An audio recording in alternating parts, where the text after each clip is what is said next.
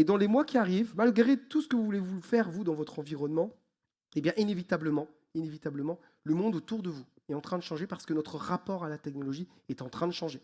Je vous ai dit tout à l'heure que on est en train de vivre un moment où forcément l'IA, est-ce que c'est la question, c'est d'y aller ou pas d'y aller? Je pense que la question se pose plus vraiment. La question, c'est comment on y va, de quelle manière. Connecté, bien entendu, à vos missions et à vos métiers. Mais retenez une chose, si effectivement on est en train de vivre quelque chose qui connecte l'ordinateur, le smartphone et Internet, imaginez-vous revenir à Guingamp, les années 80. Peut-être qu'il y a un groupe d'entrepreneurs qui s'était rassemblé comme ça. Et imaginez qu'est-ce que vous pourriez dire à un entrepreneur qui viendrait vous voir et vous dirait, tu sais, moi j'ai vraiment une vision. Non, moi je ne vais pas utiliser ni l'ordinateur, ni Internet, et surtout pas de smartphone dans mon activité professionnelle. Quelle serait sa durée de vie dans le monde économique? C'est le moment qu'on est en train de vivre, avec une dimension cependant, n'oubliez pas ça, c'est que rien ne remplacera l'interaction humaine.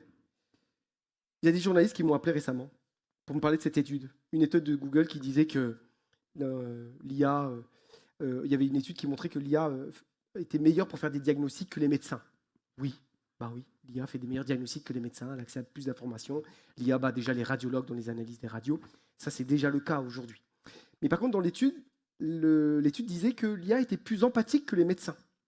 Et donc, les journalistes qui m'appellent, qui avaient assisté à ma conférence, me disent, ah bah tu vois, ton paradoxe de Moravec, il est déjà dépassé. Ils étaient très, très contents de me dire ça, mais moi, je n'avais pas encore lu cette étude, donc je n'ai pas pris position, mais j'ai dit que ça m'étonnait. Je suis allé lire l'étude, et dans l'étude, j'ai découvert qu'en réalité, le protocole avait fait en sorte que, pour comparer humain et machine, de mettre des médecins derrière des fenêtres de chat. D'accord? Donc les médecins ont dû faire leur consultation derrière des fenêtres de chat. Si vous mettez mon médecin derrière une fenêtre de chat, moi je pense qu'il ne va pas être très très bon par rapport à l'intelligence artificielle. Mais c'est occulter ce que c'est l'interaction humaine. L'interaction humaine, c'est les rencontres physiques, comme vous êtes en train d'opérer ce soir. C'est les rencontres biologiques, c'est les rencontres qui font et qui passent notamment par le sensoriel et par le corps. Et ça, retenez-le, pour des centaines d'années encore à venir. En tout cas, la technologie la plus efficace pour que deux individus échangent, c'est l'échange en face à face.